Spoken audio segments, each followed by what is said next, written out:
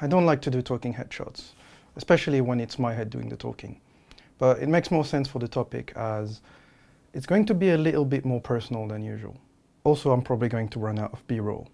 I feel there's a common story arc in the vlogging world where a person starts a hobby, documents it on a YouTube channel, ends up going to a big event related to said hobby, and report back on how it changed their life as they have finally found their people. This is not one of those stories, but it's still a positive story. But as is kind of my brand, I will be seasoning it with the internet's least favorite spice, nuance. I actually wanted to talk about that last year when I went to VSFighting for the first time, but for reasons I shelved that project. Now that I've gone to EVO and back to VSFighting earlier this year, it's probably a good time to take another look. I'm going to make my opinion clear right now before people start with the selective hearing. If you consider yourself part of the FGC, and if it's within your means, you should absolutely consider checking out your closest major event, and EVO Vegas should 100% be on your bucket list. However, I'm thinking that it takes a certain kind of person to fully enjoy those events. But even if, like me, you are not that kind of person, there are things you can do to squeeze more juice out of FGC events. But allow me to ramble on the way to that point. There are a few things you need to know about me to understand where I'm coming from. First of all, I've never really been into watching sports. I've always thought that if I like the game enough to enjoy watching it, I'd rather just play it. By extension, I've never been really interested in following the career of professional players I don't know. And to top that off, I don't really fanboy over famous people. So meeting them in a parasocial context isn't something I'm interested in. So that's like a third of an FGC major event that's lost on me. So why the fuck did you go then, you might be wondering? Well, because A, as I said, bucket list, and B, these offline events still offer something you can't get anywhere else. But don't listen to me, listen to them. I think the biggest thing is probably the social aspects. Oh, definitely the people, 100%. If you can hear the roar of the crowd, it's just a community. The atmosphere, meeting the people. With offline, you actually have connections with people. One of the best things about the FGC is the community aspect, and offline is where you really get to enjoy that. As cliché as it might sound for a community event, it's true. People are what make these events worth going to.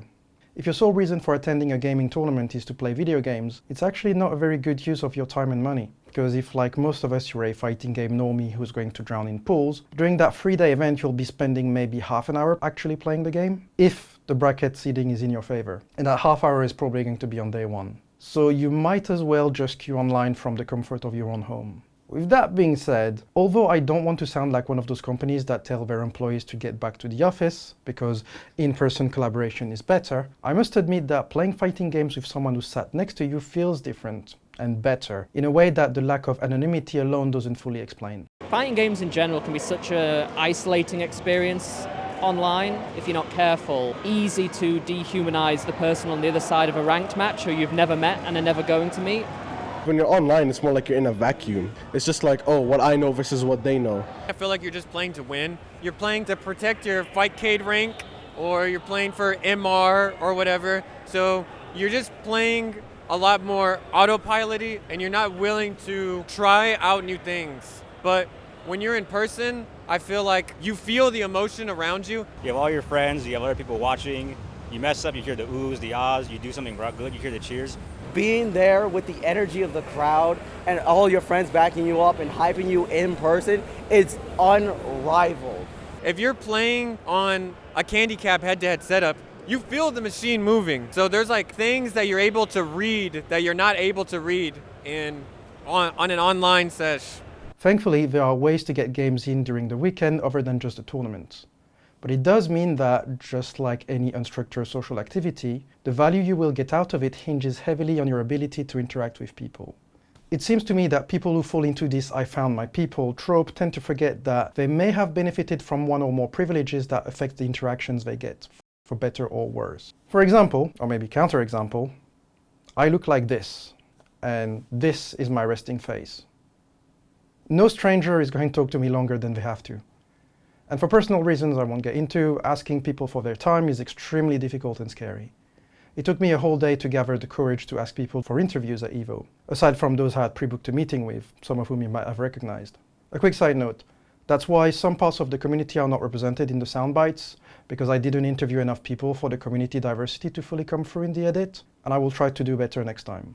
Back to my point. If making connections is not something you struggle with, as you may have guessed from the video's title, you probably aren't the target audience. But if you've ever found social anxiety to get in the way of enjoying an event that on paper sounded like a dream, I want you to know that you are not alone. For the most part, dealing with that is on you, but I found during my trip to EVO that there are a few things you can do to make this easier and have a decent time at the event. The most obvious solution is to not go alone. Many activities are better when you can share them with someone you care about, and attending FGC events is no exception. My brother initially wanted to go to CEO, but we just missed out on the opportunity to go.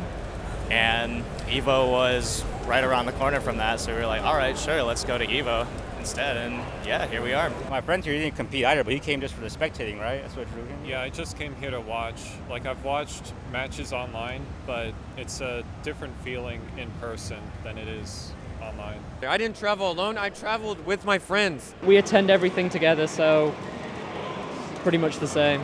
Not everyone has someone to go with, however. Going to events is expensive, and even a weekend at a domestic major can easily cost hundreds. So that's a harder sell for a friend who isn't going to compete. That's in fact a point where a lot of events could improve. I know a lot of the more old school and traditional players aren't interested in this, but EVO is a convention at this point. There needs to be activities for people to do, whether it's playing the game in a different way or interacting with their community, than just going 0-2 in a tournament, because that's only going to help the community actually grow. In terms of people aren't in their pools, having a lot of things for people to do outside of that, I feel like is very important to the casual FGC players experience. But, EVO here has it. If your event is meant to be just that, a tournament, then fine. But if you'll build an event to celebrate the FGC, celebrate all of the FGC. The big thing is just being a part of the community mostly. I love supporting artists and everyone else that just wants to have this community grow. It's the biggest it's been in so long. This is my very first convention. Yes. I wanted to come to EVO, one, because a lot of my friends were coming and we took a trip. In addition to coming to see new games, I wanted to see the cosplayers, I wanted to see the art. The next best thing if you don't have someone to travel with is someone to meet up there. I'm kind of in like a specialist group called TKC, or the King Collective. When I came to VSF for the first time, I did have a group that I kind of could share the experience with, or hang out with. My first time at VSFighting, I spent most of the weekend hanging out with fellow YouTuber Seldomsat Sam and some of his friends. I know the event wouldn't have been nearly as enjoyable if it weren't for their company.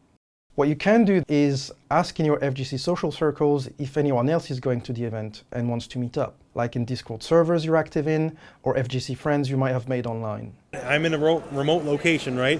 So this is rare for me, so I get to meet a lot of people I might talk to online or, may otherwise engage with, and then, I get to actually meet people, right? And me and him have been friends for absolute years, and this is the first time we're seeing each other in person because of fighting games. Yeah, it's literally all because of fighting games. It's brings everyone together. It does mean that you need to have invested your time in the community beforehand. But if you're watching this video, I kind of hope you've been doing that already. Either way, if you're too new to the FGC to have made those connections or social anxiety gets in the way again, do not let that discourage you from attending an event on your own if you really want to. I went to EVO on my own knowing absolutely nobody there, and I still had a decent amount of fun. Not quite the same as the experience I had at VSF, but enough to not regret the expense. Despite my own awkwardness, I still had a bunch of matches with strangers and would have gotten more if I hadn't spent most of my time filming. One thing you can do is let the context do some of the hard work for you. Even if you're just a casual fighting game enjoyer and attend an offline event mostly to spectate, I still highly encourage you to enter 1 or 2 tournaments. It won't make the trip that much more expensive, it'll give you something else to do, and it will create opportunities for interactions with people. For instance, the person who eliminated me from the Strive tournament at VSF asked me for casual matches later in the event. And some of the people I interviewed were people I had run sets with. Also, don't let the fear of performing poorly stop you from entering a tournament. I went 0-2 in Street Fighter 6 at EVO, just like a literal 1,000 other people did. And this might be counterintuitive, but the bigger the tournament, the more likely you are to face someone who is at or below your skill level. I did better at EVO than I did at VSFighting, so. But if for whatever reason you really only want to play casually but are afraid to ask, here's the trick. Go to one of the free play areas, find an empty setup in an easy to spot location, sit down and start playing. Lab something, play against the computer, I don't care, just actively play. I can pretty much guarantee that it won't take long for someone to come over and ask to play, because that's what they're here for. Then all you have to do is say yes. For the same reasons, if you own a laptop, gaming handheld, or anything portable that can play the games you want, bring it with you. So do you have a setup even if the free play area is full? A lot of people would rather play on a tiny screen than not play at all. And once you start playing, you aren't total strangers anymore. The ice is already broken.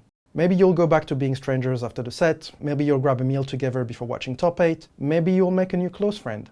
I'll be the first person to tell you that having shared interest with someone doesn't guarantee a good relationship, but in general, err on the side of saying yes to people while at the event. You might be surprised at how often people will do the same. With that being said, do your own risk assessment before accepting to follow anyone outside the venue. And never forget you're allowed to change your mind. When playing friendly sets with people, remember that it's on you to make it a learning experience. I say play people who are better than you. Play people who are slightly better than you, because if you start off playing, someone who already knows, going through the motions can be really tough to figure out, but if the other person is clearly stronger than you, keep playing, at least for a bit.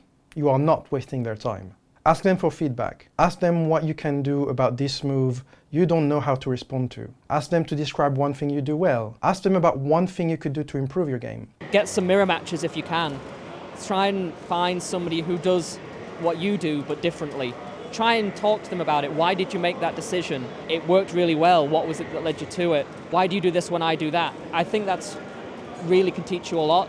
People will be more than happy to literally stop playing to win and help you figure out how to deal with their character's bullshit, because it will make the set more challenging for them. And rising to the challenge is usually the motivation of most fighting gamers. You also notice that even if you get your ass kicked, you probably aren't going to be nearly as tilted as you would taking the same beating in ranked.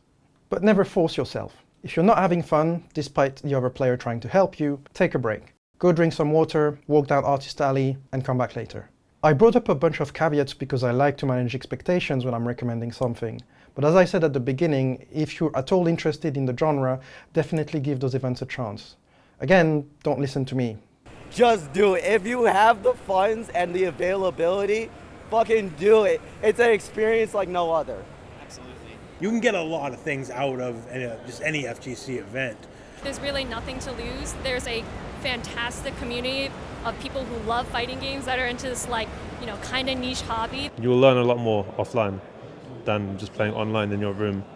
I tend to enjoy my hobbies in moderation, but even though I'm not FGC pilled, it is the most involved I've been in any activity-based community in almost a decade. And I expect that to be the case for the foreseeable future. Even though I probably won't be going back to EVO Vegas, at least not if I have to attend solo, I'm still going to try and attend more events. I signed up to some events early next year, and I'll most likely give Combo Breaker a try. And I can only encourage you to do the same with the event closest to you.